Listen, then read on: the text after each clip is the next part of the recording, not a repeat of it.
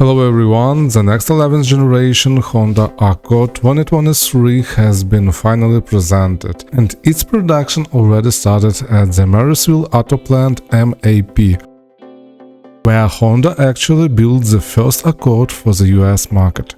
Let's watch the official video footage of how the new Accord is produced on the Honda plant.